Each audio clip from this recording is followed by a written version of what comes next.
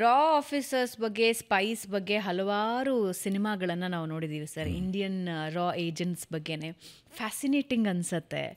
ಇಂಡಿಯಾದ ಪ್ರತಿ ಯಂಗ್ಸ್ಟರ್ ಅಂದ್ಕೊಳ್ತಾನೆ ನಾನು ಒಂದಿನ ಸ್ಪೈ ಆಗಬೇಕು, ದೇಶಕ್ಕೋಸ್ಕರ ಸೇವೆ ಮಾಡಬೇಕು ಅಂತೆಲ್ಲ. But that is not that easy. So ಹೇಗಿರುತ್ತೆ ಒಬ್ಬ ಸ್ಪೈ ಲೈಫು? ಹೇಗೆ ಅಂದರೆ ಡಿಪ್ಲಾಯ್ ಮಾಡೋದು ಹೇಗೆ ಸರ್? ಈಗ ಅಜಿತ್ ದೋವಲನ್ನು ಅದು ಮತ್ತೆ ಮಾತಾಡೋಣ ಆ ಟಾಪಿಕ್ ಬರುವಾಗ. ಆದರೆ to say that he is a spy is a wrong this one. He is not a spy. Spies are different than the people who are operating them, who are in the bureaucracy or at the echelons, top echelons.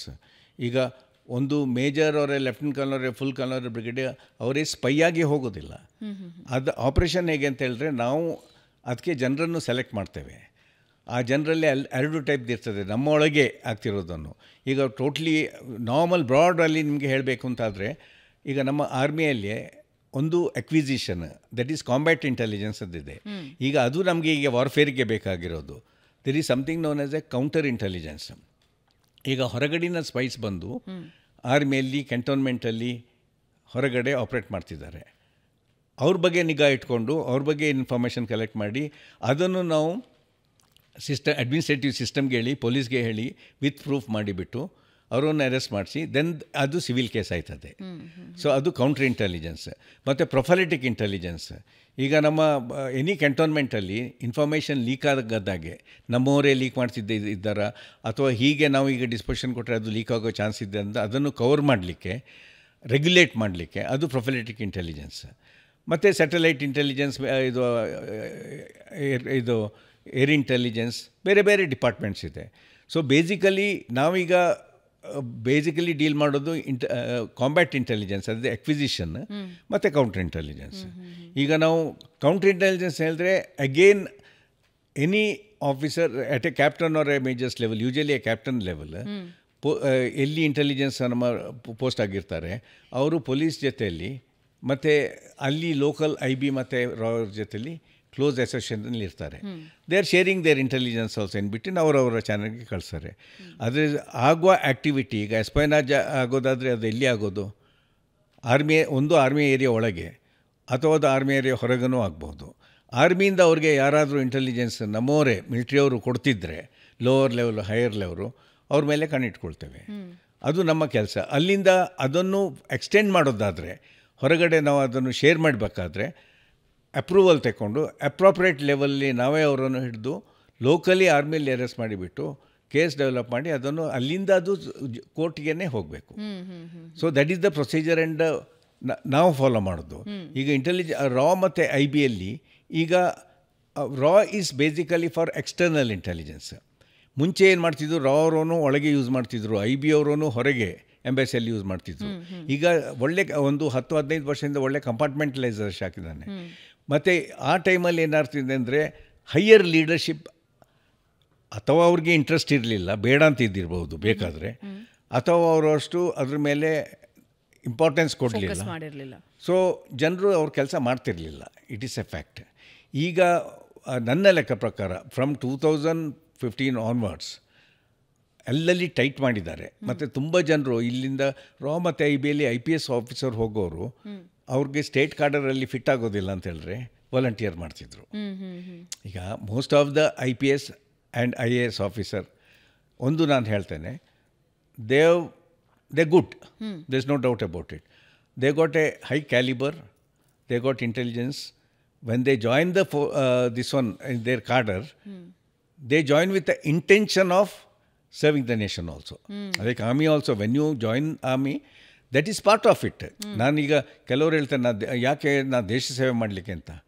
At least ನಾನು ನನ್ನ ಬಗ್ಗೆ ಹೇಳ್ಕೊಳ್ತೇನೆ, ನಾನು ದೇಶ ಸೇವೆ ಮಾಡಲಿಕ್ಕೆ ಸರಿಯಿಲ್ಲ, ನನಗೆ ಒಂದು ಜಾಬ್ ಬೇಕಿತ್ತು, ಕೆರಿಯರ್ ಬೇಕಿತ್ತು, I was interested, I joined.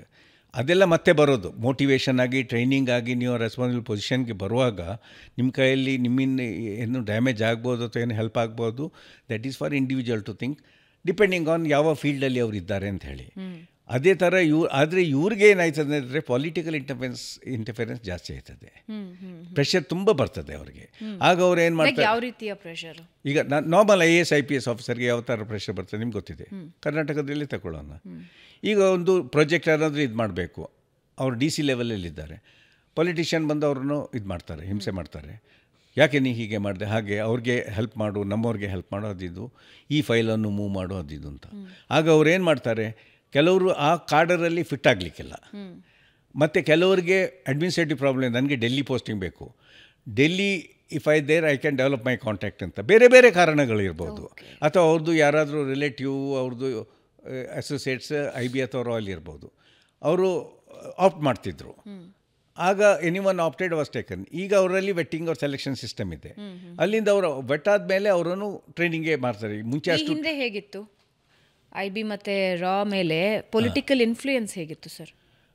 IB ಮತ್ತು ರಾ ಮೇಲೆ ಪೊಲಿಟಿಕಲ್ ಇನ್ಫ್ಲೂಯೆನ್ಸ್ ಈಗಾಗಲಿ ಮುಂಚೆ ಆಗಲಿ ಲಿಮಿಟೆಡ್ ಲೆವೆಲ್ ತಕ್ಕ ಇದ್ದೇ ಇರ್ತದೆ. ಇನ್ಫ್ಲುಯೆನ್ಸ್ ಅಂತ ಹೇಳಲಿಕ್ಕಾಗೋದಿಲ್ಲ. ಈಗ ಒಂದು ಇನ್ಫಾರ್ಮೇಷನ್ ಅವ್ರು ಕೊಟ್ಟರೆ, ಈಗ ಅದನ್ನು ಬಿಡೋಣ, ನಾವು IBN ರಾಗ್ ಬಿಡುವಂತ ಆರ ಮೇಲೆ ಹೇಳೋಣ. ನಾನೊಂದು ಫೈಲಲ್ಲೇ ಒಂದು ಕೌಂಟರ್ ಇಂಟೆಲಿಜೆನ್ಸ್ ಅವ್ರ ಇಂಟೆಲಿಜೆನ್ಸ್ ಪಾಯಿಂಟ್ ಪುಟಪ್ ಮಾಡ್ತೇನೆ. ಆಗ higher it may not suit up the larger scheme ಮೇಲೆ ಅವ್ರು ಏನು ಯೋಚನೆ ಮಾಡ್ತಿದ್ದಾರೆ ಅಂತ. ಸೊ ಅವ್ರು ಕರೆದು ಕೇಳ್ತಾರೆ, ನೀವು ಯಾಕೆ ಇದನ್ನು ನೀವು ನಮಗೆ ಮುಂಚೆನೇ ಹೇಳ್ಬೋದಿತ್ತಲ್ಲ, ನಾನು ನೋಡಿ ಇಂಥ ಇನ್ಫಾರ್ಮೇಷನ್ ಬಂದಿದ್ದೆ, ಇದು ಹಾಕಿದ್ದೇನೆ ಅಂತ. ನಾನು I am not talking about operational intelligence but counter intelligence. somebody is involved in somebody, corruption and things like that.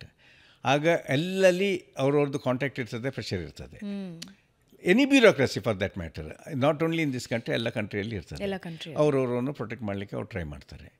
ಆ ಥರದಲ್ಲಿ ಇವರು ಈಗ ಮುಂಚೆ ಏನಾಯ್ತು ಅಂತ ಹೇಳಿದ್ರೆ, IBR ರಾವ್ ಅವರು, ಇನ್ಫ್ಯಾಕ್ಟ್ ಅನ್ಫಾರ್ಚುನೇಟ್ಲಿ ರಾ was known as relatives and friends association, relatives and RAW and Wives Association, that was the name given. Generally it was discussed very widely also. ಅವ್ರು ಮಿಸ್ಯೂಸ್ ಮಾಡ್ತಿದ್ರು. ಅವರು ಒಂದೊಂದು ಎಂಬಾಸಿಗೆ ಕಳಿಸಿ ಅವ್ರು ಇನ್ಫಾರ್ಮೇಷನ್ ಕಳಿಸಿದ್ರೋ ಇಲ್ಲೋ, ನೋಬಡಿ ಆಸ್ಕ್ಡ್ ಅಬೌಟ್ ಇಟ್. ಆಯಿತಾ? But ಅಲ್ಲಿಂದ ಅವ್ರಿಗೆ ಗೊತ್ತಾಯಿತು ಇವರನ್ನು ಬೀಫಪ್ ಮಾಡಬೇಕು ಅಂದರೆ. ಇಸ್ರೇಲ್ ಹ್ಯಾಸ್ ಬೀನ್ ಡೂಯಿಂಗ್, ಇಸ್ರೇಲಲ್ಲಿ ನೀವೀಗ ನೇವಲ್ ಶಿಪ್ ಬಿಲ್ಡಿಂಗ್ ನೋಡಿ, ಅವರು ಕಳಿಸೋರೆಲ್ಲ ಬರೀ ಮಿಲಿಟ್ರಿ ಇಂಟೆಲಿಜೆನ್ಸ್ ಅವರಾದರೂ ಕಂಪ್ಲೀಟ್ಲಿ ಅವ್ರಿಗೆ ಶಿಪ್ ಬಿಲ್ಡಿಂಗಲ್ಲಿ ಎಜುಕೇಷನ್ ಕೊಡ್ತಾರೆ. ಅದ್ರದ್ದು ಬಗ್ಗೆ ತಗೊಂಡು ಬನ್ನಿ, ಫಿನಾನ್ಷಿಯಲ್ ಇಂಟೆಲಿಜೆನ್ಸ್ ಬಗ್ಗೆ, ಇನ್ವೆಸ್ಟ್ಮೆಂಟ್ ಬಗ್ಗೆ, ಕೈಗಾರಿಕೆ ಬಗ್ಗೆ, ಅವರು ಎಲ್ಲ ದೇಶದಿಂದ ಎಲ್ಲಿಯೆಲ್ಲ ಅವರು ಕಳಿಸಿದ್ದಾರೆ, ಅವರಿಂದ ಎಲ್ಲ ಥರದ ಇಂಟೆಲಿಜೆನ್ಸ್ ತಗೊಂಡು ಅದನ್ನು ಅವ್ರ ಕಂಟ್ರಿಗೆ ಅವರು ಯೂಸ್ ಮಾಡಿದ್ದಾರೆ. ಸೊ ಆ ಥರದಲ್ಲಿ ಇಂಡಿಯಾದಲ್ಲಿ ಆಗ್ತಿರಲಿಲ್ಲ. ಬಟ್ ಈಗ ಸ್ವಲ್ಪ ಸ್ಕೋಪ್ ಜಾಸ್ತಿ ಆಗಿದೆ. ಈಗ ನಮಗೆ ಎಕಾನಮಿಕ್ ಇಂಟೆಲಿಜೆನ್ಸ್ ಬೇಕು, ಪೊಲಿಟಿಕಲ್ ಇಂಟೆಲಿಜೆನ್ಸ್ ಬೇಕು. ಈಗ ಬಾಂಗ್ಲಾದೇಶಲ್ಲಿ ಆಗಿದ್ದು ಕ್ವಶನ್ ಇಸ್, ನಮಗೆ ಗೊತ್ತಿತ್ತಾ ಇಲ್ವಾ, ಇಷ್ಟು ಸಣ್ಣ ನೇಷನಲ್ಲಿ ಹೀಗೆ ಆಗ್ತಿದ್ರೆ ಈಗ ಅದು ಇಂಟೆಲಿಜೆನ್ಸ್ ಫೇಲಿಯರ್ ಅಲ್ವಾ? ಅದು ಇಂಟೆಲಿಜೆನ್ಸ್ ಫೇಲಿಯರ್ ಅಂತ ಹೇಳಲಿಕ್ಕಾಗೋದಿಲ್ಲ. ಗೌರ್ಮೆಂಟ್ ಹತ್ರ ಬಂದರೆ ಅವ್ರು ಏನು ಆ್ಯಕ್ಷನ್ ತಗೊಳ್ತಾರೆ. ಈಗ ನಾವು ಪ್ರೆಸೆಂಟ್ ಗೌರ್ಮೆಂಟ್ದು ನೋಡಿದ್ರೆ ಅವರು ಎಲ್ಲದಕ್ಕೆ ಧುಮ್ಕೋಕೆ ಅವಶ್ಯಕತೆ ಇಲ್ಲ, ಜನರಿಗೆ ಗೊತ್ತಿರೋ ಅವಶ್ಯಕತೆ ಇಲ್ಲ. ಆ್ಯಸ್ ಫಾರ್ ಆ್ಯಸ್ ಪವರಲ್ಲಿದ್ದವರು ಅವ್ರವ್ರ ಕೆಲಸ ಮಾಡಿದ್ರೆ ಅದು ಸಾಕು.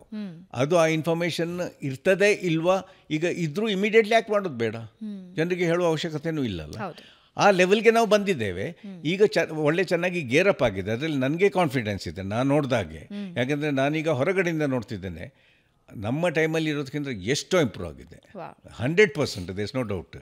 ಮತ್ತು not only about intelligence, about Indian Army, Navy and Air Force also. Tremendous improvement is there. And also acquisition of arms. ಚೆನ್ನಾಗಿ ಬಿಫಾಪ್ ಮಾಡಿದ್ದಾರೆ. 10 ವರ್ಷ ಏನು ಆರ್ಮ್ಸೇ ತೆಗೆದಿಲ್ಲ ಲಾಸ್ಟ್ 2014ವರೆಗೆ. ಅಟ್ಲೀಸ್ಟ್ ಲಾಸ್ಟ್ ಇದ್ದು ನಮ್ಮ ಹತ್ರ ಆರ್ಟಿಲರಿ ಗನ್ಸ್ಗೆ ಶೆಲ್ ಪೀಸ್ ಇರಲಿಲ್ಲ. It was a bad state. ನಾವು ಇವನು ಹೋಗಿದ್ರೆ ಸತ್ತ ನಮಗೆ only thing Pakistan was worse than us. That was the only saving grace. But China ನಾವು ಈಗ ನಾವು 2.5 2.5 ಈಗ ನನ್ನ ಲೆಕ್ಕ ಪ್ರಕಾರ 3, ಇಟ್ಸ್ ನಾಟ್ 2.5.